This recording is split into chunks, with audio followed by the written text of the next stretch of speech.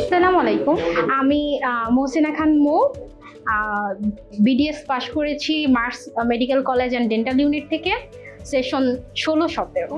আমি এবার FCPS part 1 পরীক্ষায় প্রথম চেষ্টায় চান্স পেয়েছি।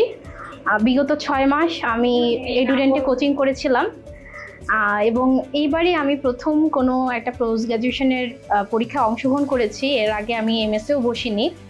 তো প্রথম চেষ্টায় আলহামদুলিল্লাহ আল্লাহর অশেষ রহমতে আমি চান্স পেয়েছি। আমার প্রস্তুতির পুরোটা সময় আমি এডুডেন্টকে পাশে পেয়েছি এবং ভাইয়াদের কথা মতো তারা যেভাবে গাইড আমাদেরকে করেছে আমি সেটা ফলো করার চেষ্টা করেছি। আমার প্রায় সময় প্রিপারেশন ভালো নিতে পারিনি, কিন্তু আমি কোনো পরীক্ষা বাদ দিইনি। প্রত্যেকটা পরীক্ষা এমনও হয়েছে যে আমি কিছুই পারি না, আমার খুব লজ্জা লাগছিল পরীক্ষা দিতে, তারপরেও আমি পরীক্ষা দিয়েছি।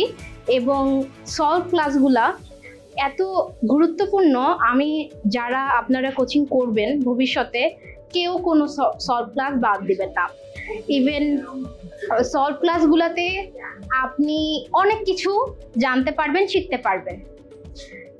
আমি এইবারের পরীক্ষায় বেশ কয়েকটা কোশ্চেন, বিশেষ করে এসবিএ 3 থেকে 4টা শুধু সলভ ক্লাসে ভাইয়ারা বিভিন্ন ইনফরমেশন দিতে গিয়ে এক্সট্রা কথাগুলো থেকে বিভিন্ন সময় বিভিন্ন ইনফরমেশন দিয়েছিল, সেগুলো থেকে আমি এসবিএ দাগাতে পেরেছি, যেটা আমার কাছে অভাবনীয় ছিল।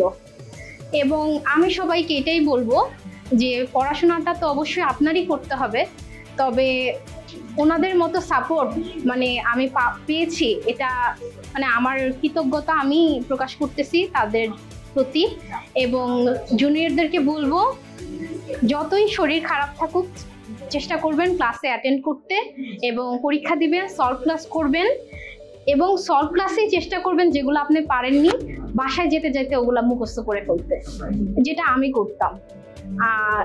এমন করে দেখতাম যেটা আমি পরীক্ষার প্রিপারেশন নিয়ে আসিনি সেটাও আমার অনেকটা পড়া হয়ে যেত এবং বাসায় যেতে যেতে আমি বাকিটা পড়ে ফেলতাম অন দ্য ওয়ে। আমার বাসাটা দূর, মোটামুটি 1 ঘন্টা লাগতো যেতে। এবং আমার যতটুকু সময় ছিল আমি চেষ্টা করেছি, আল্লাহর অশেষ রহমতে সেটা আল্লাহ পুরস্কার দিয়েছেন। এবং আমি যেটা বারবার বলেছি, এর আগে আমি অনেক কিছু শুনেছি কোচিং সম্পর্কে, বেশিরভাগ নেগেটিভ ছিল। আমি জানি না তারা কেন নেগেটিভ রিভিউ দিয়েছে, তবে আমার মতে মানে the best for my post graduation journey.